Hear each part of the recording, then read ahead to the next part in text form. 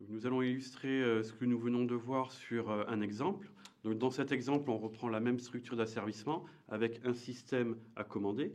Ici, j'ai pris la fonction de transfert d'un moteur à courant continu, donc quelque chose de très classique, où on a d'une part la relation entre la tension de commande et la vitesse de rotation, qui est représentée ici par un premier ordre, avec une constante de temps de 0,1 qui représente la constante de temps mécanique, et la relation ensuite entre la vitesse de rotation et la position angulaire, qui se traduit donc par un intégrateur.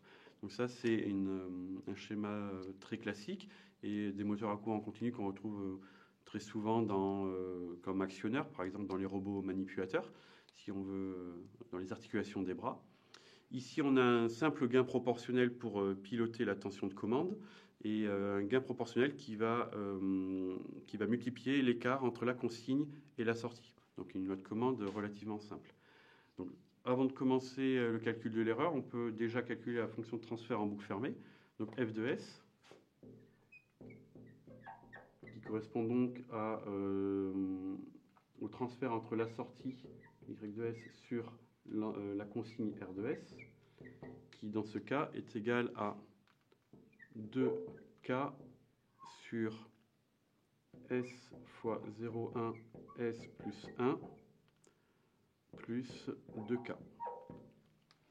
Donc à partir de cette information, nous pouvons ensuite calculer l'erreur en appliquant la même formule que ce que nous avons vu précédemment. Donc epsilon de s, donc dans le domaine de la place, c'est égal à 1 moins cette fonction de transfert en boucle fermée multiplié par la consigne r de s.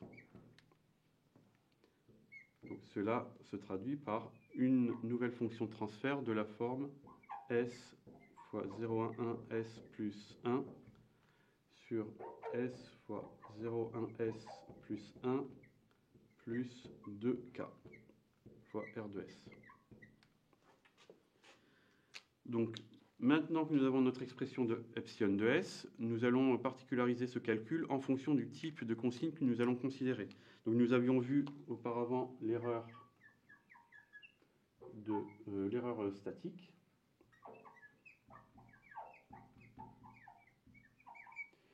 Donc, nous allons appliquer le théorème de la valeur finale et on peut calculer cette erreur statique, epsilon s, comme indice s, comme la limite lorsque s tend vers 0 de s fois epsilon de s. Donc nous avons cette expression, elle est ici, je vais la remplacer.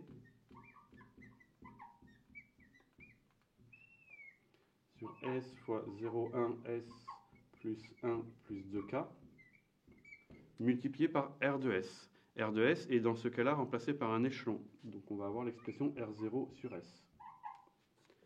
Donc là on peut voir que tout d'abord il y a un premier S qui se simplifie avec celui de l'échelon, du dénominateur de l'échelon.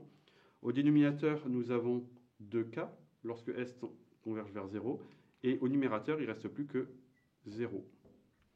Donc dans cette configuration nous avons une erreur statique nulle égale à 0. Je peux représenter ça graphiquement par donc une superposition de l'expression de l'entrée, de la représentation de l'entrée, donc R de t, qui est ici un échelon d'amplitude R0, et la réponse de l'asservissement de ce cas particulier à cet échelon, donc Y de t. Donc on va avoir un certain régime transitoire qu'on ne connaît pas parce qu'on ne l'a pas étudié. On va faire une certaine représentation arbitraire. Mais ce qu'on sait, c'est qu'en régime permanent, la valeur de Y du régime établi sera égale à R0, parce qu'on va avoir une erreur statique nulle. Donc nous retrouvons ici notre erreur statique, epsilon de S, qui est donc égale à 0. Donc dans le cas d'un l'asservissement en position d'un bras manipulateur, par exemple, cela veut dire que si on demande à un bras de passer d'une position angulaire de 0 à 45 degrés, il ira effectivement à cette position de 45 degrés en régime permanent. Donc, la deuxième type d'erreur que nous avons vue était l'erreur de traînage. Et donc dans ce cas-là, nous allons avoir epsilon de t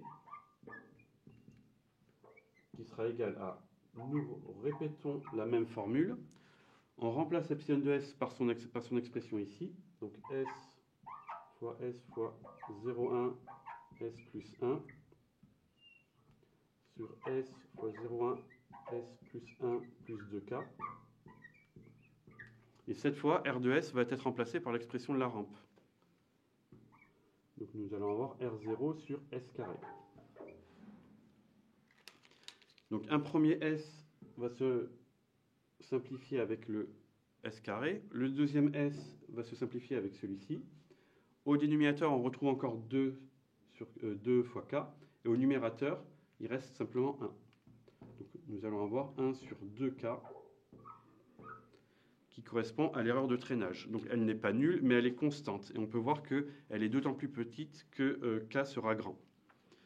Si je représente ce résultat graphiquement, je vais donc avoir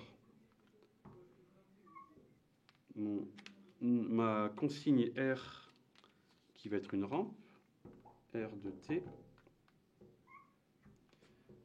une rampe avec un coefficient directeur de R0,